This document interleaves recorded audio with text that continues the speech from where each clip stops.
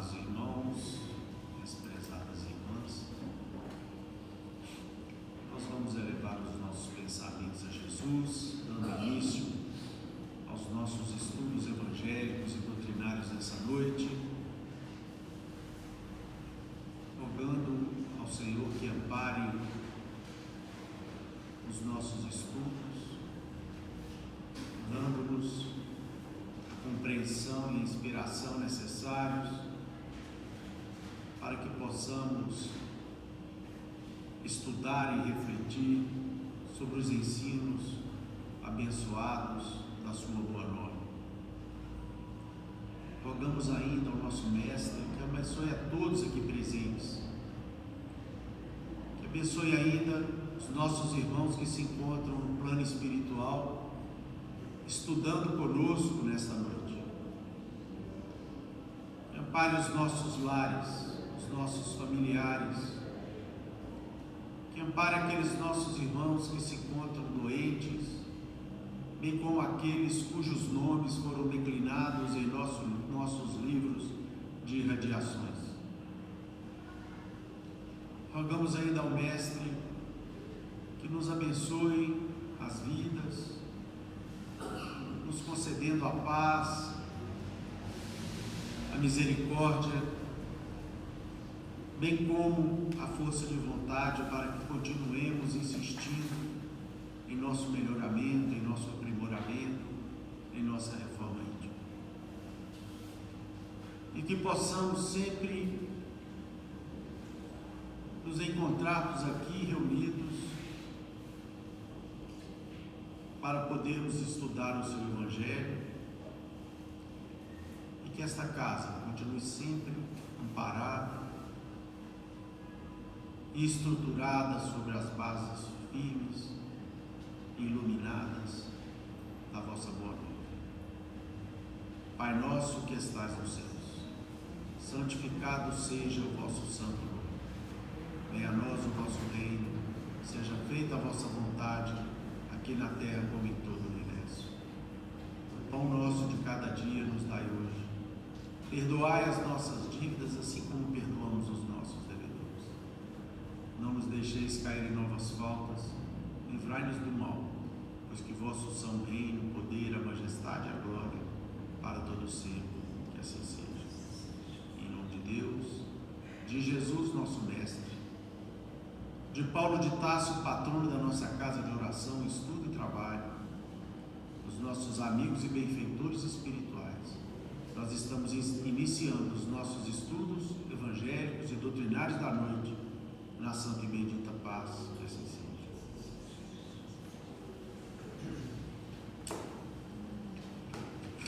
Meus irmãos, o Evangelho segundo o Espiritismo, o capítulo 7, item 4. O capítulo 7 trata-se de uma das bem-aventuranças prometidas pelo Mestre, quando ele nos ensinou e prometeu à humanidade que bem-aventurados seriam os pobres de espírito. No item 4, nós temos aqui a reprodução de um texto evangélico feita pelo evangelista Mateus, no capítulo 20, versículos 20 a 28, em que Jesus ensinou, em que o evangelista, aqui no caso, narrou o seguinte ensinamento do Cristo. Então, a mãe dos filhos de Zebedeu, que era Salomé, mãe de Tiago e João, as mães do filho de Zebedeu se aproximou dele com seus 2 filhos e o adorou, dando a entender que ele queria pedir alguma coisa. Disse-lhe ele: que queres? Manda, disse ela, que estes meus 2 filhos tenham assento no teu reino, um à tua direita e o outro à tua esquerda. Mas Jesus lhe respondeu: não sabes o que pedes. Podeis vós ambos beber o cálice que eu vou beber? Eles responderam: podemos. Jesus lhes replicou: é certo que bebereis o cálice que que eu beber. Mas pelo que respeita a vos sentardes à minha direita ou à minha esquerda, não me cabe a mim vou-lo conceder. Isso será para aqueles a quem meu Pai o tem preparado. Ouvindo isso, os 10 outros apóstolos se encheram de indignação contra os 2 irmãos. Jesus, chamando-os para perto de si, lhes disse: sabeis que os príncipes das nações as dominam e que os grandes as tratam com império. Assim não deve ser entre vós. Ao contrário, aquele que quiser tornar-se maior, seja vosso servo. E aquele que quiser ser o primeiro entre vós, seja o vosso escravo. Do mesmo modo que o Filho do Homem não veio para ser servido, mas para servir e dar a vida pela redenção de muitos.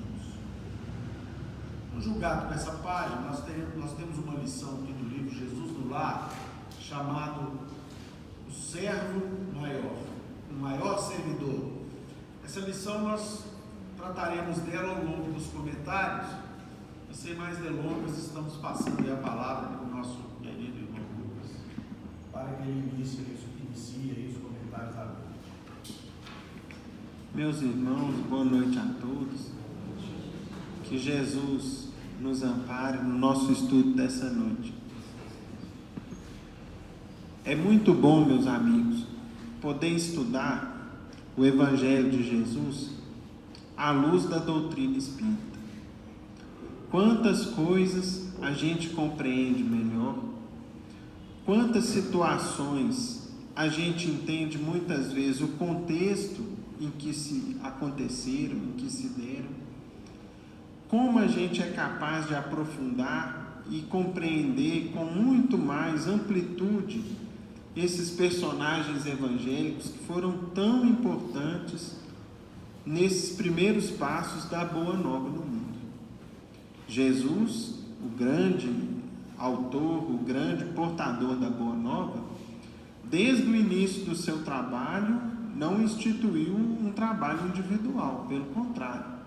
A obra do cristianismo, da implantação do cristianismo no mundo, sempre foi uma obra coletiva.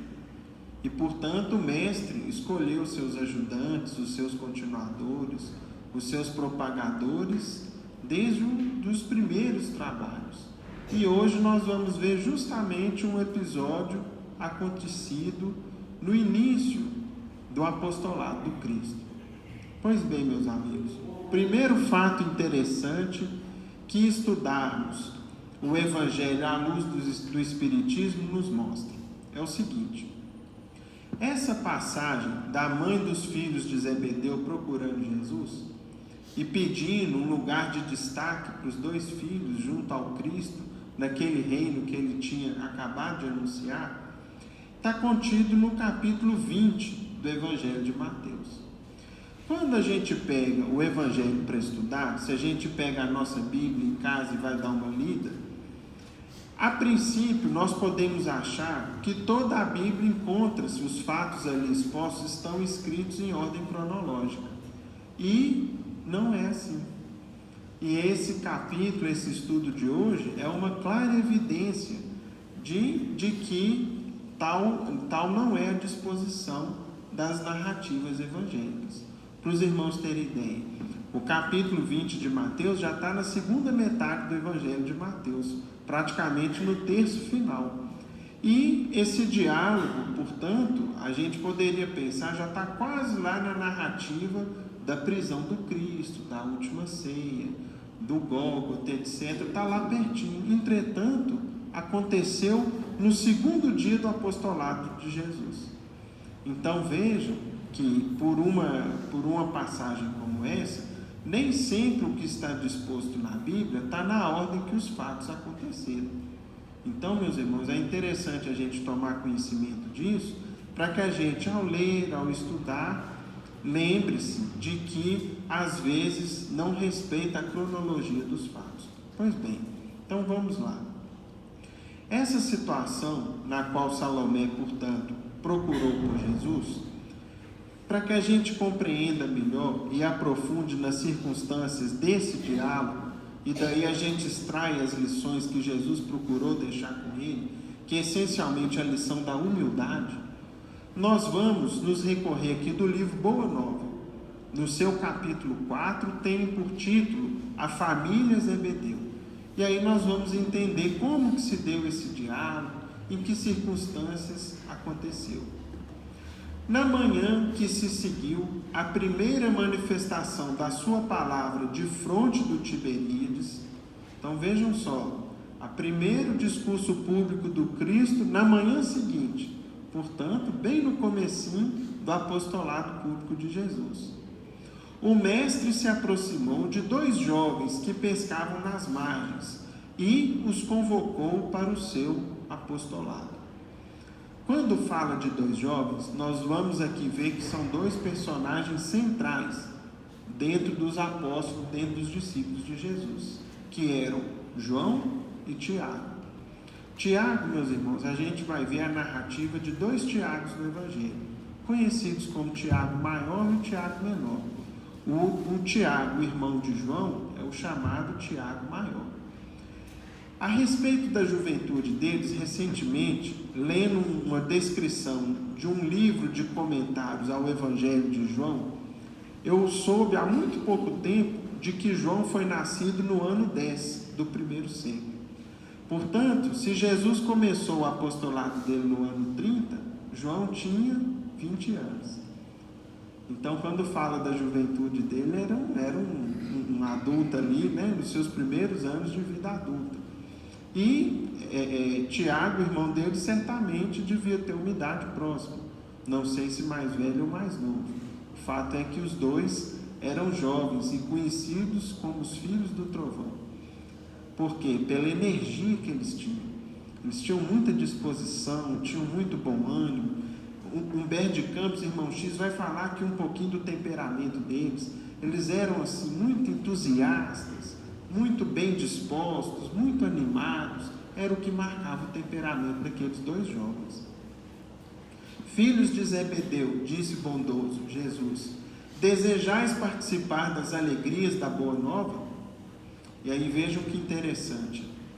Tiago e João, que já conheciam as pregações do Batista, portanto, eles já eram seguidores de João Batista, já escutavam das palavras do profeta que o Messias estava chegando, que os tempos eram chegados e que, portanto, já tinham seu coração preparados para a chegada do Cristo e que tinham ouvido Jesus na véspera, tomados de emoção, se lançaram para ele, transbordantes de alegria. Mestre, mestre, exclamavam felizes. Então vejam que beleza, como que a adesão deles se deu no clima de alegria e de muita confiança com o convite do Cristo. Como se fossem irmãos bem amados que se encontrassem depois de longa ausência. E aqui, meus irmãos, a gente sabe que de fato ali era um reencontro. Nós sabemos que os discípulos, todas essas almas, essa falange do Cristo que veio para a implantação do Evangelho no mundo, havia programado no mundo espiritual a sua vinda, o seu reencontro, para que cada um, a seu tempo, a sua maneira, com o que pudessem, dessem seguimento ao planejamento de quê? Da implantação da Boa Nova, do Evangelho na Terra. Como se fossem irmãos bem amados que se encontrassem depois de longa ausência, tocados pela força do amor que se irradiava de Jesus, fonte inspiradora das mais profundas dedicações, falaram largamente da alegria da sua união perene no futuro, das esperanças com que deveriam avançar para o porvir, proclamando as belezas do esforço pelo Evangelho do Reino. Os 2 rapazes galileus eram de temperamento apaixonado, ou seja, eram entusiasmados, alegres, bem dispostos, cheios de boa vontade. Profundamente generosos, tinham carinhosas e simples, ardentes e sinceras as almas. João tomou das mãos do Senhor e beijou-as afetuosamente, enquanto Jesus lhe acariciava os anéis macios dos cabelos. Tiago, como se quisesse hipotecar sua solidariedade inteira, aproximou-se do Messias e lhe colocou a mão direita sobre os ombros, em amoroso transporte de Júlia. Então, foram demonstrações ali de muita amizade, de muita confiança, embora ali fosse um início, um reencontro que começava naquele instante.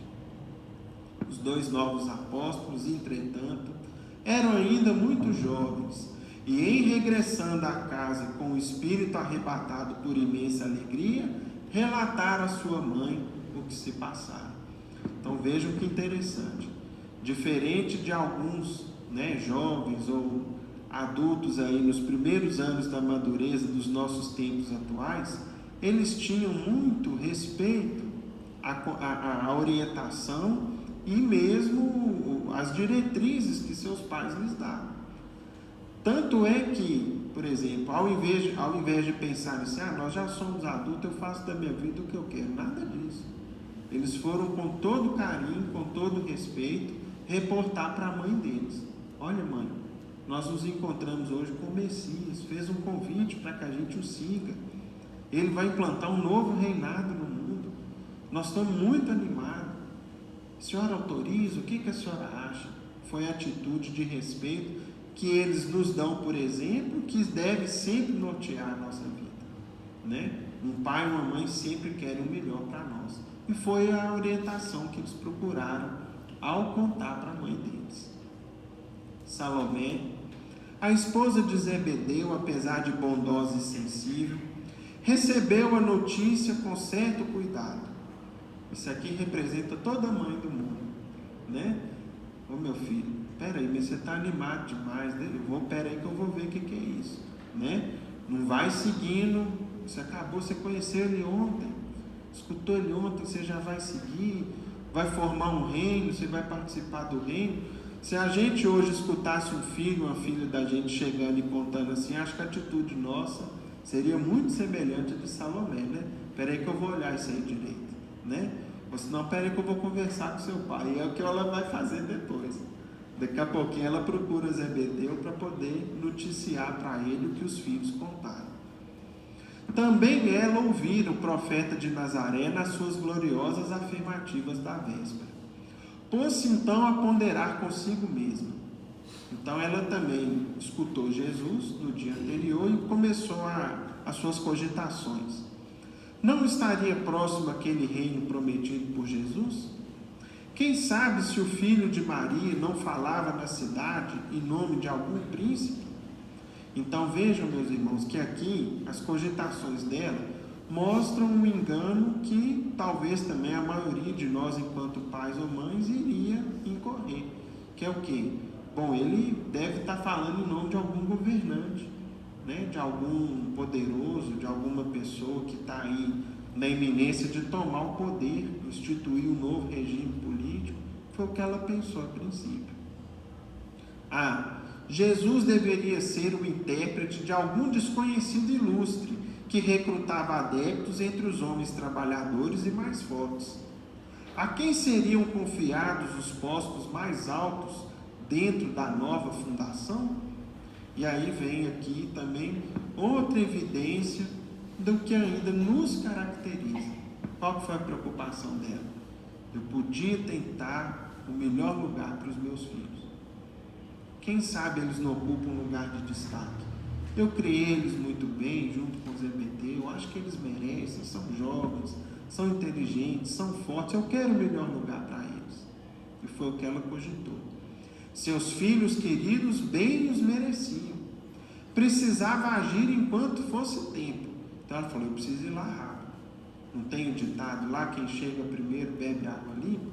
No fundo foi o que passou no coração de mãe dela. Preciso procurar logo Jesus. O povo, de há muito tempo, falava em revolução contra os romanos. E as pessoas sempre anteviam a queda próxima dos Antipas, que era a família lá de Herodes. Achavam que mais cedo ou mais tarde aquela dinastia ali iria acabar.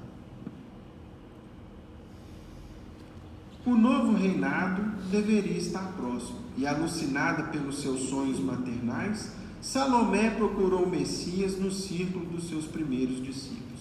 Então ela foi, pessoalmente, procurar Jesus, cheia de preocupações e de anseios próprios do mundo, de uma mãe, de um pai que quer o melhor para os filhos. Senhor, disse atenciosa, logo após a instituição do teu reino, desejaria que os meus filhos se sentassem, um à tua direita e outro à tua esquerda, como as duas figuras mais nobres do seu trono. Jesus sorriu e respondeu com um gesto bondoso. Antes de tudo, ou seja, ele viu ali nela muito mais ingenuidade do que maldade, do que intenção de colocar Jesus numa situação difícil. Não era esse o propósito. Sorriu diante ali, da sua pouca compreensão e respondeu: antes de tudo, é preciso saber se eles quererão beber do meu cálice. Será que eles estão dispostos a tomar o cálice que eu vou tomar? A mãe dos dois jovens embaraçou-se.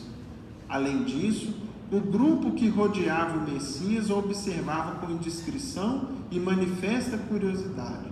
Então ela ficou sem graça. Havia ali outros discípulos próximos que também estavam ali cheios de curiosidade para ver o que Jesus iria dizer. Reconhecendo que o instante não lhe permitia mais amplas explicações, retirou-se apressada, colocando o seu velho esposo ao corrente dos fatos. Então, meus irmãos, aqui termina essa primeira parte da narrativa de Humberto de Campos.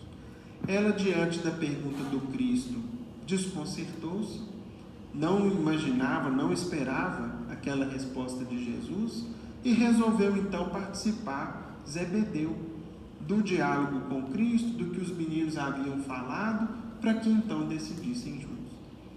A parte seguinte dessa página do Boa Nova vai reportar então a conversa de Jesus com Zebedeu. E vai mostrar, meus irmãos, na figura de Zebedeu, um homem que era muito estudioso e muito cuidadoso com as tradições que os judeus carregavam até então. E todo judeu que naquela época refletia sem interesses pessoais na tradição dos profetas, no legado dos profetas, nas lições de Moisés, eles tinham essa crença na vinda do Messias como uma grande esperança.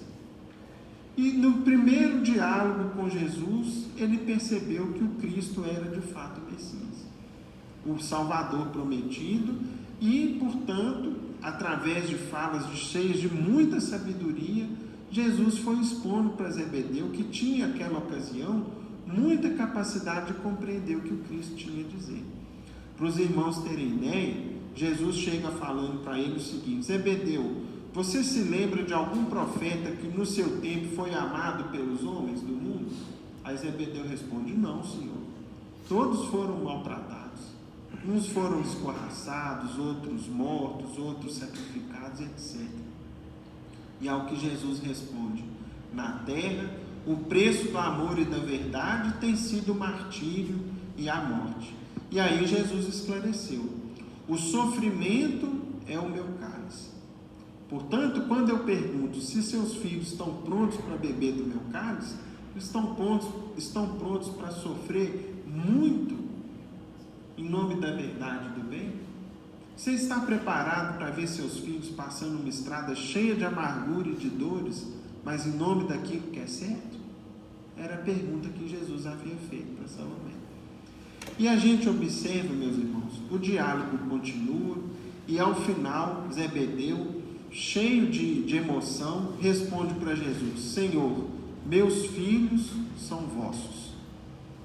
Então Zebedeu confia plenamente nas palavras de Jesus, dá plena autoridade do Cristo sobre eles, e dali para frente seriam dois discípulos muito queridos, que teriam grande importância na continuidade do Evangelho no mundo. O diálogo, meus irmãos, de Jesus e Zebedeu é mais longo e cheio de passagens belíssimas, só que isso aqui é o para casa para todo mundo aqui depois. Capítulo 4 do Boa Nova, a família Zebedeu, que aí nós vamos ver os conceitos de Jesus com Zebedeu. Nós não temos tempo para ler e comentar eles aqui agora. O fato é o seguinte: quando Jesus fala do cálice de sofrimento que estava reservado para aqueles que lhe seguissem os passos, que tomassem a sua cruz, a gente, acompanhando depois as narrativas evangélicas, nós vamos ver em um livro que conta muito para a gente sobre os passos dos primeiros cristãos, o quanto essas duas almas nobres sofreram por amor ao Evangelho. No livro Paulo e Estevão, meus amigos, que a gente já teve algumas oportunidades de ler e estudar nessa casa, nós vamos ver inicialmente, logo nos primeiros anos em que Paulo havia tornado-se cristão, em seus primeiros dias na igreja de Antioquia, ele vai receber a notícia, através de uma carta enviada por Pedro, da morte imposta a Tiago Maior. Foi um dos primeiros mártires que morreu em perseguição ao cristianismo, lá em Jerusalém, alguns anos depois da morte de Estevão. Então, estava ele lá bebendo o cálice amargo que Jesus previu que nós precisaríamos para poder guardar a consciência em paz e o dever cumprido na senda do cristianismo. E muitos anos depois, também no livro Paulo e Estevão, nós vamos ver João, lá no ano de 64, sendo preso em Roma. Foi preso junto com outros cristãos, quando Nero já era o imperador romano, e após a prisão dele, muitos cristãos estavam sendo sacrificados dia a dia, torturados nas prisões do Esquilínio em Roma, e devido à magnitude, à importância do trabalho de João, que já era conhecido de Pedro e de outros cristãos da época, bem como também aquilo que Jesus planejava para que ele ainda fizesse no mundo, eles se lembraram de alguém que poderia interferir junto aos políticos da época para tentar a liberdade de João. E Paulo de Tarso, que nessa época estava lá na Espanha, divulgando o cristianismo, ensinando o evangelho, foi chamado às pressas de volta para Roma e interferiu pessoalmente para que João fosse solto. E ele então foi solto, voltou para Éfeso, onde ele morava e por onde ele permaneceu muitos anos na companhia de Maria Santíssima, e lá seguiu divulgando, ensinando o Evangelho, ao ponto, meus irmãos, de, conforme também eu li há poucos dias atrás, entre os anos 80 e 100 do primeiro século, ele escreveu o seu Evangelho. Portanto, João começou a escrever o Evangelho que lhe levou o nome por título quando ele tinha 70 anos de idade. Imaginem quanta experiência, quantas vivências no Evangelho, quantas lembranças de Jesus, quanta sabedoria. Não é à toa que dos 4 Evangelhos, o sentimento de João é o mais impregnado de amor e que mais revela a grandeza do Cristo. Portanto, foi quando era a tarefa que estava reservada para João. Agora, quanto sofrimento até ali? Foi um cálice amargo também. E o mais interessante, meus amigos, é que quando a gente vê a figura de Salomé, que de certa forma ingênua procurava e pedia a Jesus um lugar de destaque para os seus filhos, nós nunca devemos subestimar a capacidade de transformação e de melhoria de quem quer que seja. Todos nós estamos numa senda de progresso e com Salomé não foi diferente.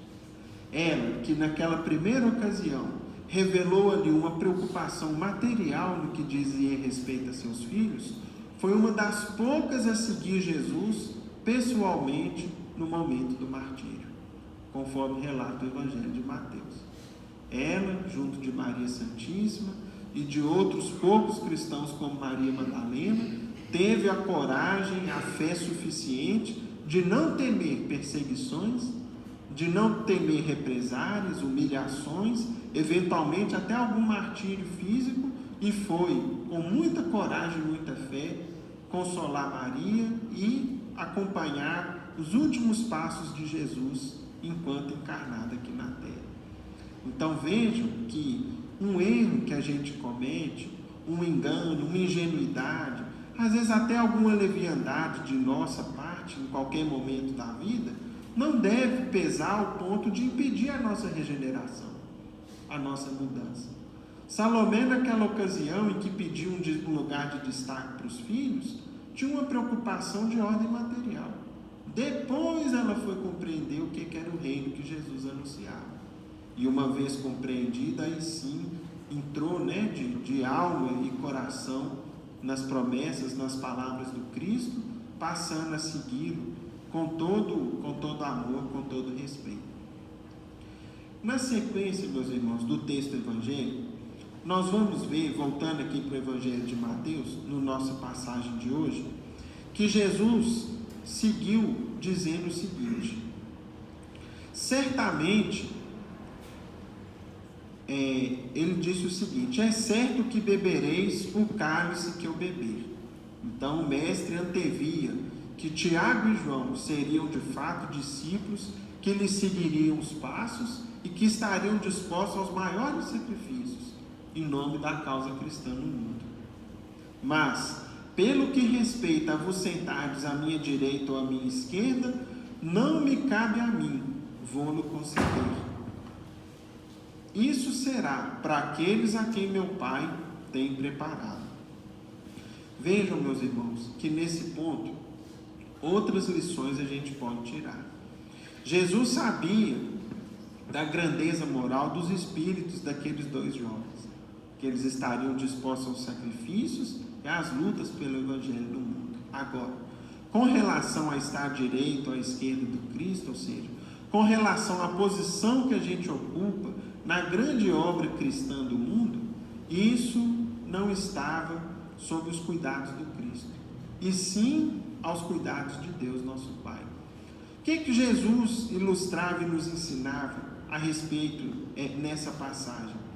Mostra para a gente, meus irmãos, que as posições, os encargos que a gente recebe na vida, não dependem do favor, da vontade de uma ou de outra pessoa.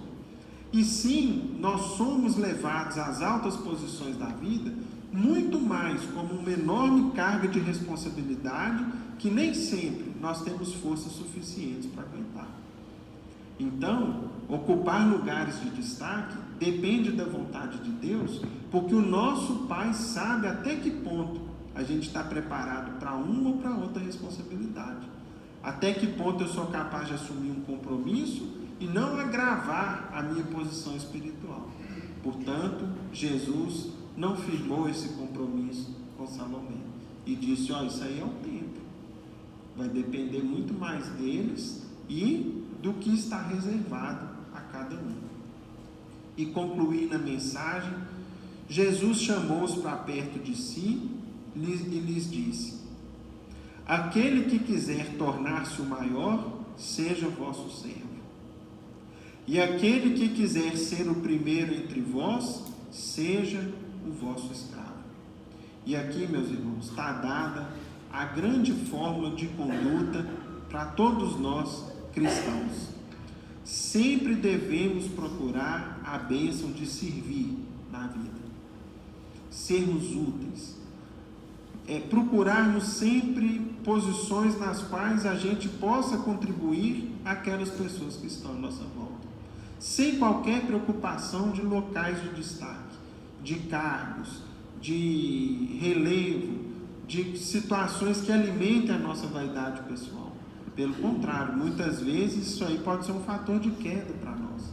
Agora, quando a gente procura servir a todos, naturalmente a gente acaba se tornando maior.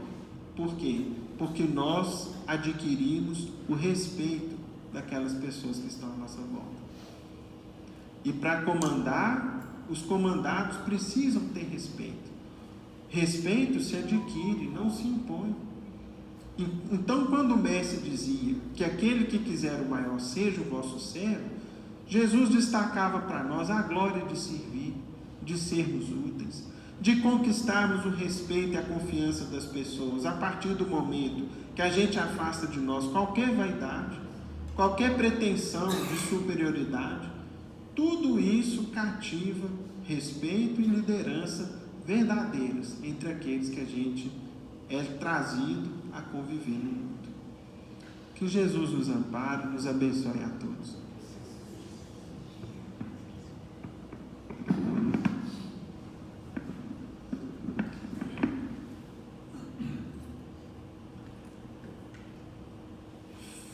filhas de Jerusalém, não chorais por mim, chorais por vós mesmas e pelos vossos filhos, porque virão dias em que se dirá: bem-aventurados os ventres que não geraram e os seios que não amamentaram. Clamareis então para os montes, caí sobre nós, e rogareis aos outeiros, cobri-los, porque se ao madeiro verde fazer isso, que se não fará ao lenho seco? Está no Evangelho de Lucas, são palavras de Jesus, e com essas palavras, dirigidas às mulheres de Jerusalém, no misto de pedido e de profecia, quando Jesus seguia pela via dolorosa, caminho do Gólgota, em que apenas e tão somente as mulheres se curvavam para o Mestre em prantos e numa manifestação de respeito e carinho. Meus irmãos, nós estamos estudando aqui a lição da humildade. Bem-aventurados os pobres de espírito, bem-aventurados os simples, bem-aventurados os humildes, bem-aventurados aqueles que têm o coração repletos de simplicidade e humildade. É esse o ensinamento central que Jesus nos trouxe. Jesus nos trouxe a insuperável revelação do amor. E como mestre, e como o amor era algo novo na humanidade, jamais alguém havia pronunciado antes essa palavra, ou traduzido esse sentimento e essa virtude até a vinda de Jesus aqui na terra.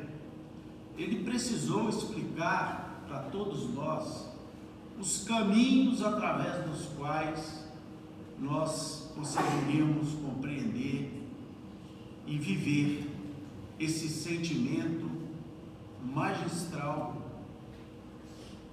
que é o sentimento, a energia, a força, a síntese de Deus no universo. É por causa do amor que o universo foi e é criado até hoje pelo nosso Pai. E Jesus não se cansou de mostrar a humildade como condição essencial para que nós pudéssemos conquistar a felicidade verdadeira. A felicidade temporária, a felicidade fugidia, que se baseia nos valores, especialmente aqui ou essencialmente aqui da terra, foi aquela felicidade, aquela condição que Salomé imaginou inicialmente ao pedir Jesus que deixasse os seus filhos à direita, à sua direita e à sua esquerda. E conta-nos aqui Mateus que ela ainda deu uma adulada no Cristo, chegou saudando Jesus, chegou acariciando o Mestre, para depois pedir a condição diferenciada para os seus filhos. Evidentemente, como Luquinhas aqui bem explicou, depois ela entendeu o reino de Deus e deu a vida por ele, como todos os mártires, né?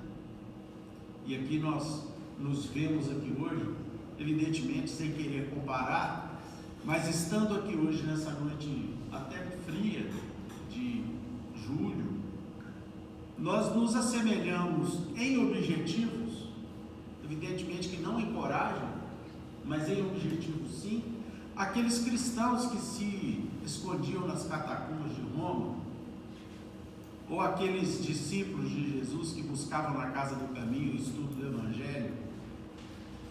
Nós precisamos pensar sobre isso. Quando nós saímos de nossos lares e nos dirigimos aqui para essa casa, ou em casas como essa, nós já estamos agindo como aqueles cristãos corajosos e endiverados daquele tempo. Volto a dizer, não temos a coragem e a evolução deles, porque os tempos eram muito mais intimidativos, muito mais desafiadores, melhor dizendo. Hoje, o nosso desafio é deixar a televisão, deixar o convívio da família, é deixar às vezes o cansaço de lado, é deixarmos às vezes o convívio com os amigos, ou o lazer, e virmos para aqui, para a gente estudar o Evangelho de Jesus. Mas é tão bom quando nós chegamos aqui e temos a oportunidade de estudar o Evangelho do Mestre, né? E os ensinamentos do Mestre aqui dados a dois discípulos queridos de Jesus, que foi Tiago e João. E interessante que nós vimos a Escritura narrar que depois que eles ficaram sem graça e foram vítimas inclusive da ira dos outros 10 discípulos, que devem ter achado horrorosa aquela manifestação de Salomé, de exclusividade, de preferência, né? A reação deles foi essa.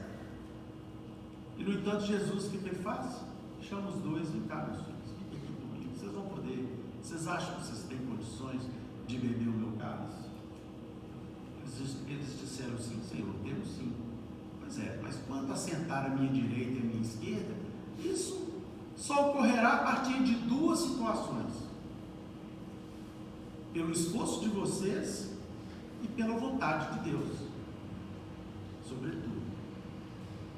E aí nós vemos o Mestre ali, nós constatamos Jesus dar uma lição que é para a humanidade toda, e Jesus fez isso o tempo todo. E ainda naquele episódio ele fala que o Filho do Homem sou eu, né? Eu não vim para ter situações de destaque, para ter vantagens do mundo. Eu vim aqui para ser escravo, para ser o maior servo de todos. Então por que vocês vão querer se sobressair aos demais? Essa é uma situação que é conquistada pelo esforço pessoal, pelo sacrifício pessoal.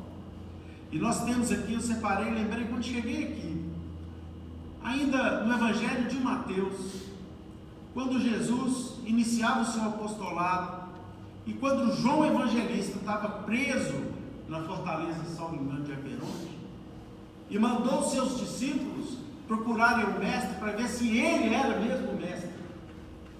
E Jesus dá uma das respostas, segundo o evangelista Mateus, mais lindas que se encontram no Evangelho. É essa passagem aqui. Vou ler aqui para vocês, porque ela não é grande. Quando Jesus terminou de dar as instruções aos seus 12 discípulos, partiu dali e foi ensinar e proclamar a sua mensagem em outras cidades. Aqui é Mateus 11. O Senhor é aquele... Quando João, que estava na prisão, ouviu falar a respeito de todas as coisas que Jesus estava fazendo, mandou seus discípulos perguntarem a Jesus: o Senhor é aquele que ia vir, ou ainda devemos esperar por outro? Então, eles foram diretos. João mandou eles perguntarem se ele realmente era o Messias, ou se ainda os judeus tinham que esperar por um outro Messias. E Jesus lhes respondeu: vão e digam a João Batista tudo o que vocês estão vendo e ouvindo, isto é, os cegos veem, os coxos estão andando normalmente, os leprosos são curados, os surdos ouvem, os mortos são ressuscitados e o Evangelho é pregado a todo lugar. Feliz é aquele que não vê dificuldade em me aceitar. Então vão lá para João e falem isso para ele. Mostrem o que vocês estão vendo aqui. E quando os discípulos de João, e aí é o ponto que eu quero ressaltar para os irmãos, estavam indo embora, Jesus se dirigiu às multidões e começou a falar a respeito de João Batista, profeta encarregado pelo próprio Cristo de vir anunciá-lo. Uma das criaturas dos profetas mais, vamos dizer assim, destacados antes de Jesus. Olha o que o Cristo fala sobre João Batista. O que vocês esperavam ver no deserto quando foram ao encontro de João? Uma cana sacudida pelo vento? que vocês foram ver? Um homem vestido com roupas finas? Ora, os homens vestidos com roupas finas são encontrados nos palácios e não no deserto. Mas o que é que vocês foram ver? Um profeta? Sim, e eu lhes digo que o homem que vocês viram é muito mais do que um profeta. João é aquele a respeito de quem está escrito: olhem, eu estou enviando o meu mensageiro antes de você, e ele vai à sua frente para preparar o caminho por você. Foi a missão de João Batista, né? E aí Jesus conclui segundo Mateus: digo-lhes em verdade, de todos os homens que nasceram, não há nenhum que seja mais importante do que João Batista. E aí Jesus depois complementa: e ainda assim, o menor no reino de Deus é maior do que ele. Então, meus irmãos, Jesus em todo momento deixou claro de que não existem privilégios nem privilegiados na criação. Todas as condições de relevo, e aí eu me refiro ao relevo moral, que é o relevo definitivo, que é a conquista definitiva para as nossas almas. Hoje nós somos ricos, amanhã não somos. Hoje nós estamos no poder, amanhã não estamos mais. Podemos estar presos. Hoje nós estamos vendendo saúde, amanhã podemos estar presos a uma cama. Hoje nós podemos estar saltitantes de alegria, comemorando um grande amor aqui da terra. Amanhã isso pode ser diferente. Então os relevos que nós nos referimos, o destaque e a felicidade verdadeiros, são aqueles que a gente obtém a partir do esforço de melhoramento espiritual. Quando nós nos esforçamos para ser mais calmos, para ser mais bondosos, para sermos mais solidários, mais éticos, mais honestos, né? Quando nós somos mais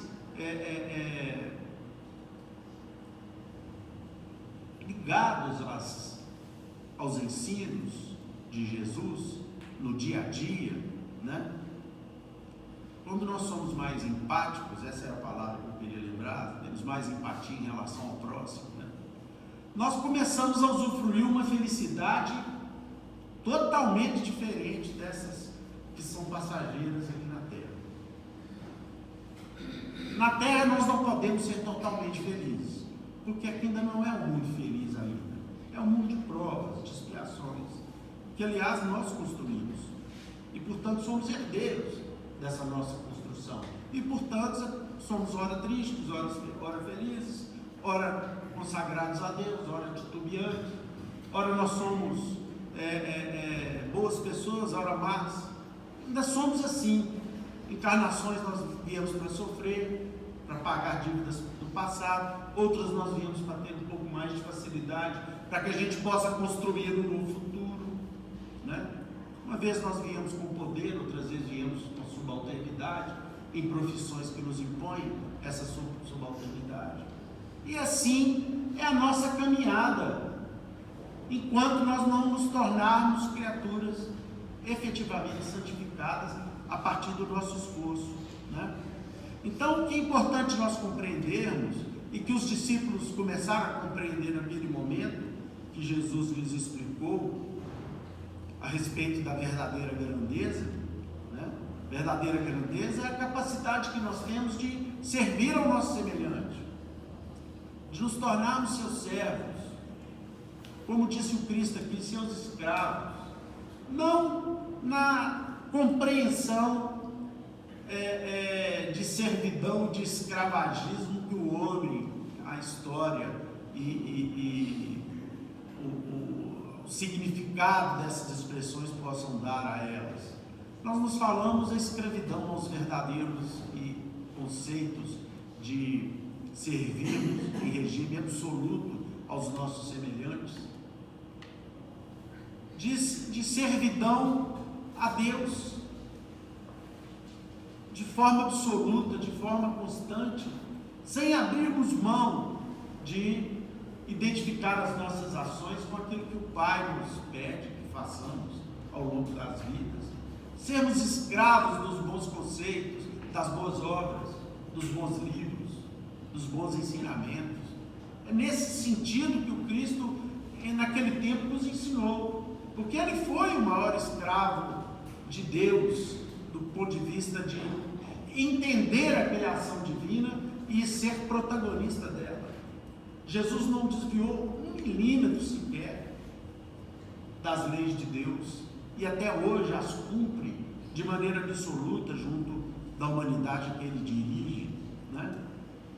Graças te rendo, meu Pai, disse ele, Senhor do céu e da terra, por haveres ocultado essas coisas aos doutos e aos prudentes, e por as teres revelado aos simples e aos pequenos. Ou seja, Jesus sabia perfeitamente que no colégio dos seus apóstolos, com pouco tempo eles compreenderiam essa verdadeira grandeza que ele quis nos ensinar.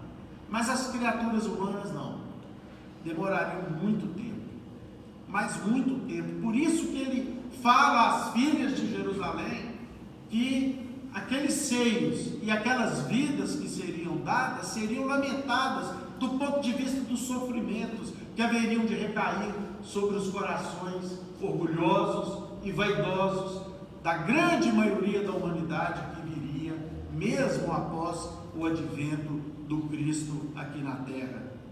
Emmanuel, no livro Sentinelas de Luz, numa página que ele titulou Nas Convulsões do Século XX, ele nos traz aqui algumas observações muito interessantes.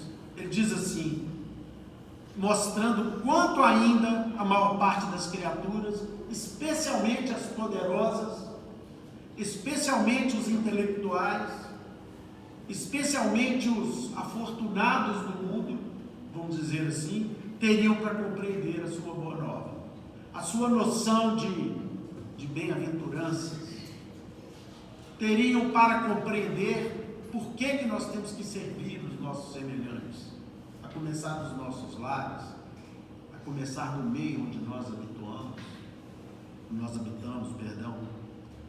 Olha o que Emmanuel diz: a inteligência bestial combaterá a sabedoria divina por um longo tempo.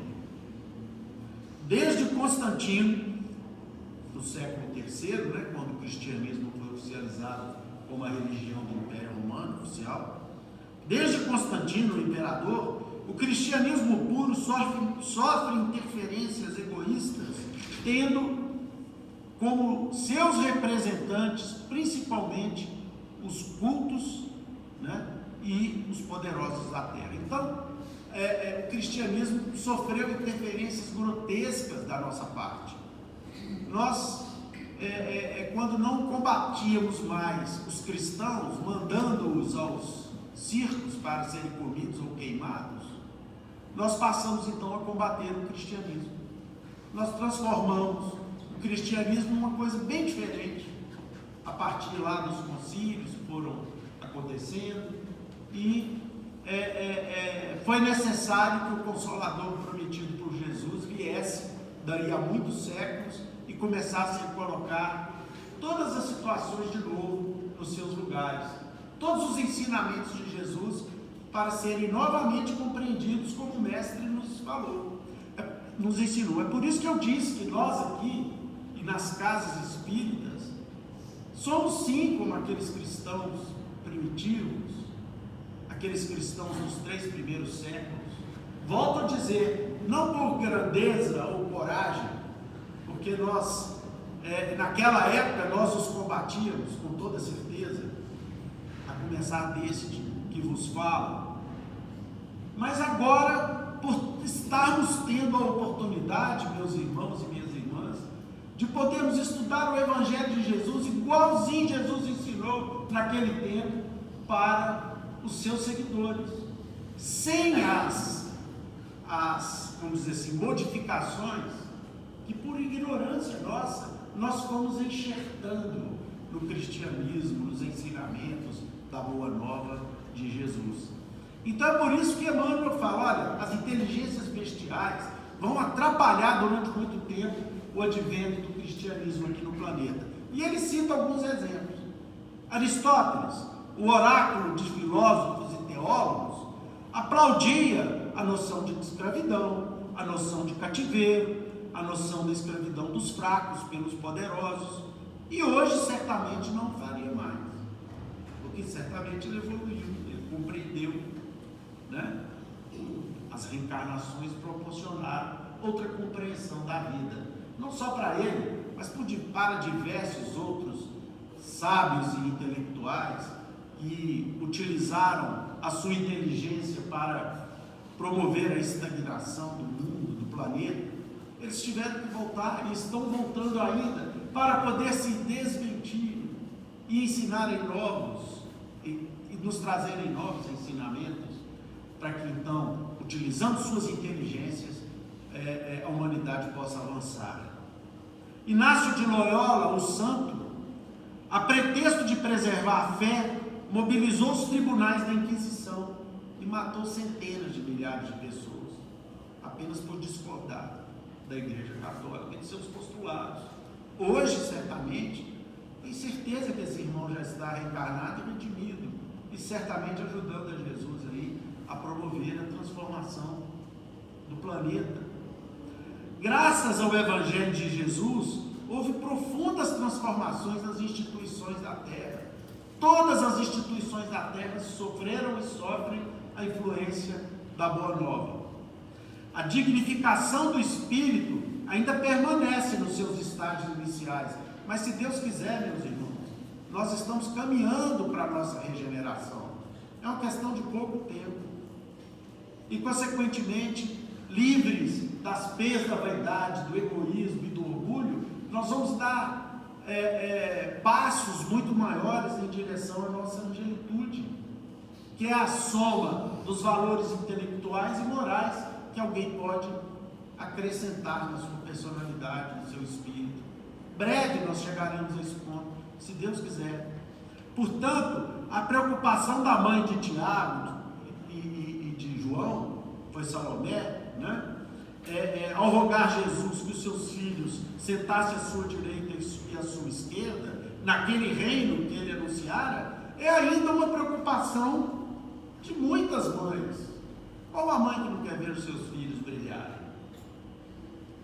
E a preocupação de muitos de nós, porque as mães ainda têm preocupações santas de ver a nossa felicidade, ainda que de uma ótica um pouco equivocada, como Salomé que teve naquele tempo. Mas nós, muitas vezes, mesmo a contragosto das nossas mães, nós desejamos ainda sentar-nos à esquerda e à direita das instituições aqui da Terra. Tem gente que mata por causa disso, para sentar à direita ou à esquerda do poder.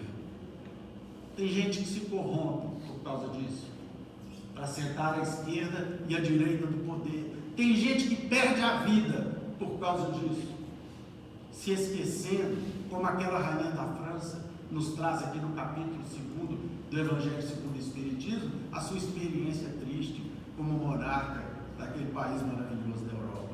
Ela chega ao mundo espiritual absolutamente equivocada do que lhe aconteceria, e aí então, só lendo o depoimento que ela nos traz, que não vai dar tempo da gente ler hoje, mas leremos numa outra oportunidade, e nos mostra à humanidade o ledo engano daqueles que acham que a luta, a busca, a conquista do poder transitório da vida, aqui na Terra, deve ser um objetivo em si mesmo. Não é. Ele às vezes vem como prova, como desafio para o nosso crescimento, mas é preciso que nós avaliemos as nossas atitudes para que então possamos refletir a respeito daquilo que nós fazemos nas nossas vidas. Nós temos 5 minutos e leremos aqui uma página do nosso irmão maior, Deolúcio, que retrata exatamente isso que nós estamos estudando aqui nessa noite. E o título é O Maior Servidor. Vejam que beleza, eu não vou comentar, mas vejam que beleza dessa página e quanta verdade ela nos traz. Presente a reunião familiar, Filipe, uma reunião aqui na casa de Pedro, onde de Jesus e os seus discípulos, como vimos aqui, né, na história que nos narrou o evangelista João. Presente a reunião familiar, Filipe, aliás, o evangelista Mateus, né? Filipe, em dado instante, perguntou ao divino mestre: Senhor, qual é o maior servidor do Pai entre os homens da terra? Será que é o presidente da maior nação do mundo? Será que é o maior governante, o maior intelectual, o maior empresário aqui da terra, o maior servidor de Deus? Vamos ver o que Jesus respondeu. Será que era o imperador romano, né, naquele tempo, ou Herodes, Antipas, né? Ou o maior filósofo da Grécia? Enfim, Jesus refletiu alguns minutos e contou. Grande multidão se congregava em extenso campo, quando aí estacionou o famoso guerreiro, carregado de espadas e medalhas, que passou a dar lições de tática militar, convidando os circunstantes ao aprendizado da defesa. O povo começou a fazer exercícios físicos laboriosos, dando saltos e entregando-se a perigosas corridas sem proveito real. Todavia, continuou como antes, sem rumo e sem alegria, perdendo muitos jovens nas atividades preparatórias de guerra provável. Logo depois, apareceu na mesma região um grande político, com pesada bagagem de códigos, e dividiu a massa em vários partidos, declarando-se os moços contra os velhos, os lares pobres contra os lares ricos, os servos contra os mordomos, e não obstante a sementeira de benefícios materiais introduzidos na zona pela competição dos grupos entre si, o político passou adiante, deixando escuros espinheiros de ódio, desengano e discórdia entre os seus colaboradores. Vejam a responsabilidade daqueles que dividem as massas, daqueles que dividem as pessoas, os povos e as nações entre partidos, ideologias, e que muitas vezes fazem com que as pessoas vão até a morte por causa desses ideais. Vejam e reflitam sobre as responsabilidades desses irmãos e as nossas responsabilidades pessoais quando nós participamos dessa empreitada. Depois dele surgiu um filósofo carregando volumosos alfarrábios, ou seja, livros antigos, e dividiu o povo em variadas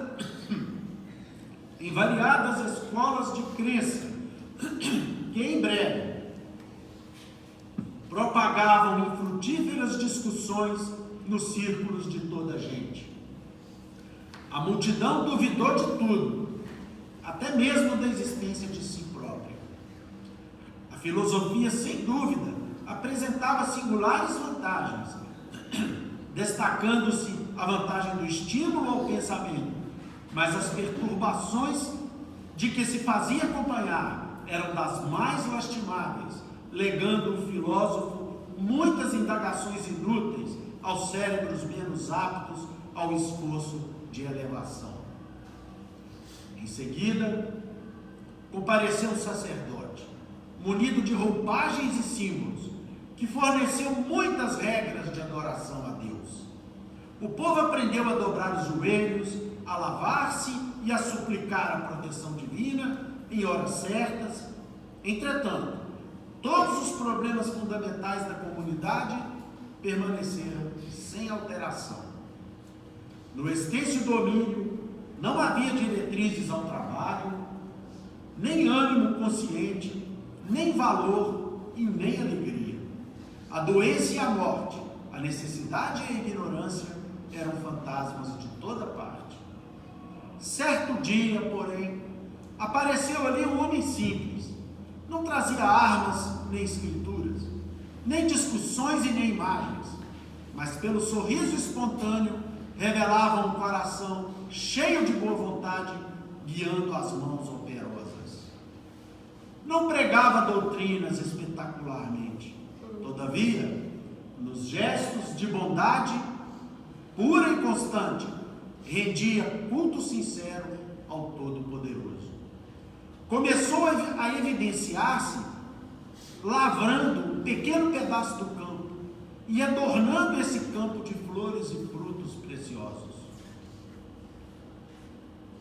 Conversava com seus companheiros de luta, aproveitando as horas no ensinamento fraterno e edificante, e transmitia suas experiências a todos os que se propusessem a ouvi-lo. Aperfeiçoou a madeira, plantou árvores benfeitoras, construiu casas e instalou uma escola modesta. Em breve, ao redor dele, viçavam, crescia a saúde e a paz, a fraternidade e as bênçãos do serviço, a prosperidade e o contentamento de viver.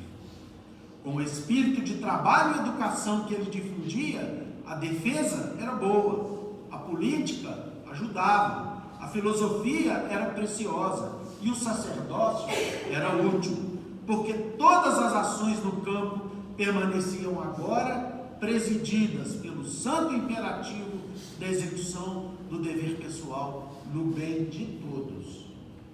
Calou-se o Cristo, mas a assistência reduzida não ousou qualquer indagação.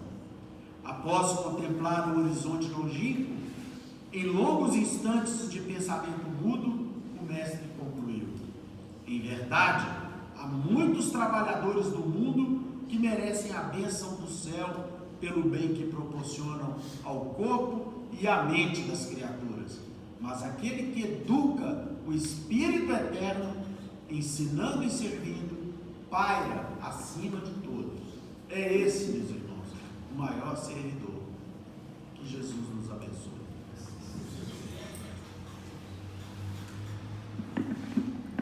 Bem, meus irmãos, nós vamos encerrando aqui os nossos estudos e reflexões dessa noite, agradecendo mais uma vez a Jesus pelas bênçãos de estarmos aqui reunidos em seu nome. Queria apenas fazer aqui um pequeno registro para todos aqui presentes. Nós fomos, ao longo do tempo, nós fomos plantando algumas árvores aqui em torno da nossa casa. E plantamos mogno. Na época, nosso querido e saudoso amigo, hoje no plano espiritual, certamente trabalhando aqui nessa casa, o senhor Zé Geraldo de Castro. Eu era rapaz quando essas árvores foram plantadas. Hoje eu já sou um ancião em estágio inicial, vamos dizer assim. E o que aconteceu? Essas árvores cresceram muito e as suas raízes, ao penetrarem o chão adentro, acabaram abalando aqui o nosso muro lateral. E o muro lateral, o abalo estava, causando um risco muito grande de parte desse muro vir a ruína e até causar algum tipo de problema aí nas vias públicas, um dano aí a quem transitasse, ou veículos que transitassem e que transitam aqui pela rua Jamaica, para onde o muro divisa. Então nós tivemos que fazer uma obra, porque constatamos que o perigo estava mais grave, estava mais eminente, e portanto fomos instados aí a fazer uma obra inesperada para correção desse problema. O problema não é no muro inteiro, são em partes onde estão as árvores, e aí nós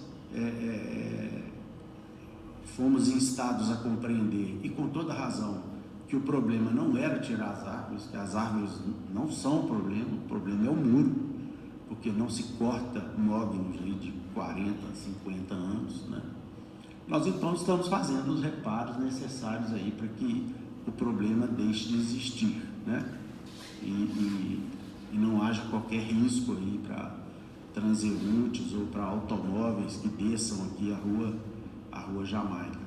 Como vocês devem perceber, aí as obras já estão em curso.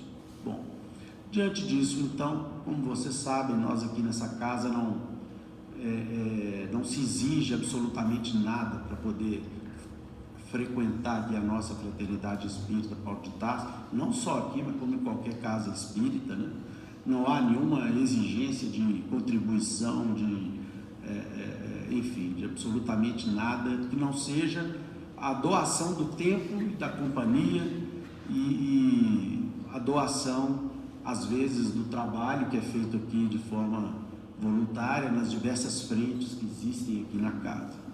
E que aqueles que estão nas frentes, inclusive, colaboram para que as frentes existam, né? A cesta básica, só para dar um exemplo, ela existe porque os próprios colaboradores que cuidam da frente da cesta básica se cotizam e adquirem as cestas básicas para serem transferidas aí aos nossos irmãos. Apenas para exemplificar, e assim são todas as frentes.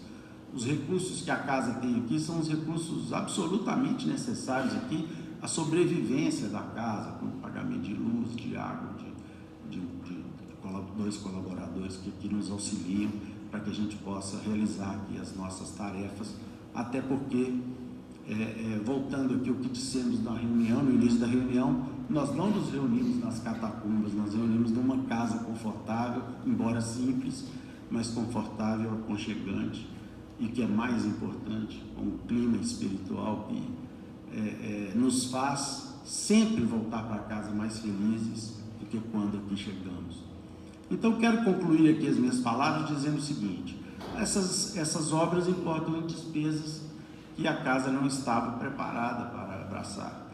Portanto, aqueles que puderem, no valor que puderem, né, e que tiverem condições de contribuir com algo para que a gente possa enfrentar essas despesas extraordinárias, gostaria de dizer que será absolutamente bem-vindo e certamente o nosso querido Paulo de Tarso, patrono da nossa instituição, haverá de retribuí-los aí com bondade, saúde e felicidade.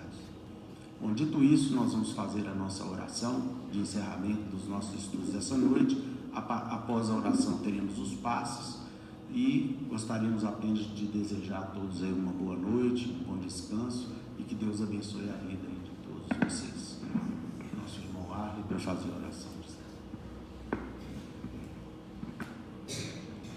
Ao término de mais um dos estudos que nos foram apresentados, que possamos unir nossos pensamentos, elevar ao alto, agradecendo a Deus, Pai de amor, de infinita bondade, a Jesus Cristo, nosso bom amigo, mestre amado, Paulo de Tarso, patrono dessa casa, a oportunidade, rogando que os estudos como esse que foi nos apresentado, que não nos faltem, que as bênçãos generosas e compassivas sejam conosco, com todos os nossos irmãos desencarnados e todos aqueles que não puderem estudar, que não puderem estar junto conosco estudando.